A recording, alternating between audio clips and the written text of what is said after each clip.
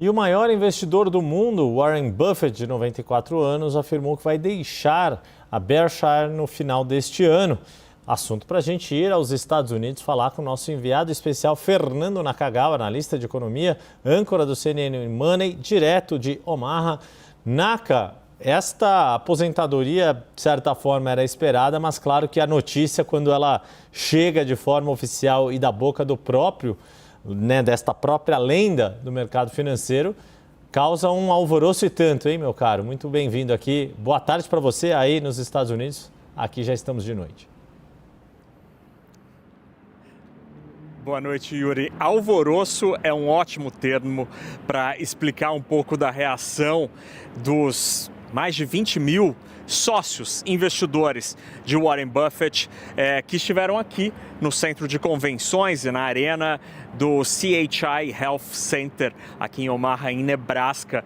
Ele reúne todo ano os investidores da Berkshire Hathaway, que é o grande conglomerado de Warren Buffett, e este ano não foi diferente. Havia muita expectativa sobre o que ele diria sobre a atual situação da economia americana, mas ele acabou roubando a cena com outro lead, como dizem nós jornalistas, com outra notícia. Foi depois de 4 horas falando, respondendo perguntas dos investidores. É uma sessão super interessante, é um ginásio gigantesco e o microfone vai passando para algumas pessoas que fazem perguntas. Existem regras ali para fazer a pergunta e as pessoas perguntaram sobre absolutamente de tudo, assim, sobre a vida pessoal dele, sobre os investimentos, erros, planos.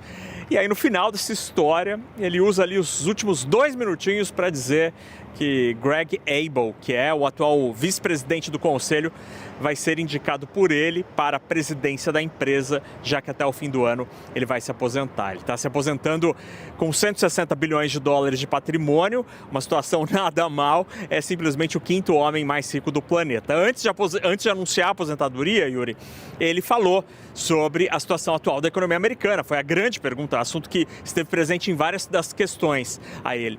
E ele disse que é contra usar o comércio como uma arma de guerra. Diz que não faz sentido 300 milhões de pessoas, ou seja, a população americana, estar contra todo o resto do planeta. Ele diz que isso não é sensato e que os Estados Unidos deveriam sim negociar com os demais países. Ele foi aplaudido várias vezes, inclusive ao defender o livre comércio.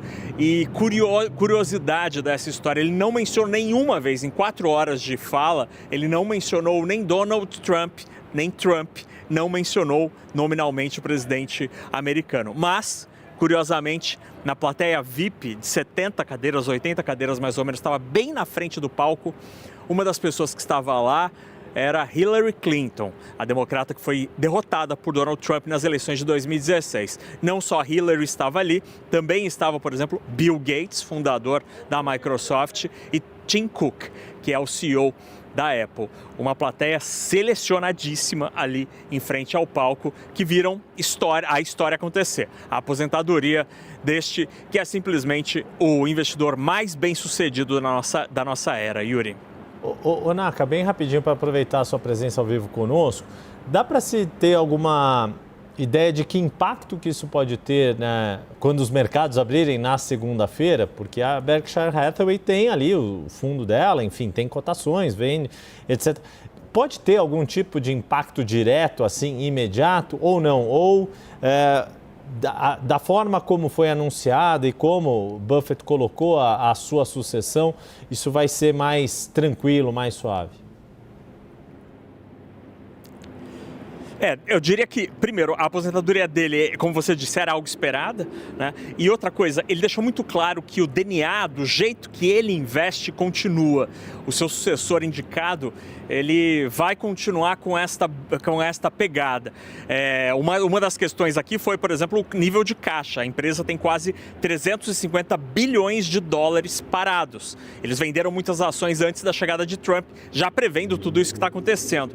Aí Buffett disse, a oportunidade não vai ser amanhã, mas quem sabe, eu acho, ele disse, nos próximos 5 anos, sim, teremos oportunidade. Então ele demonstrou que a paciência deve continuar, mesmo sem que ele seja o presidente da empresa.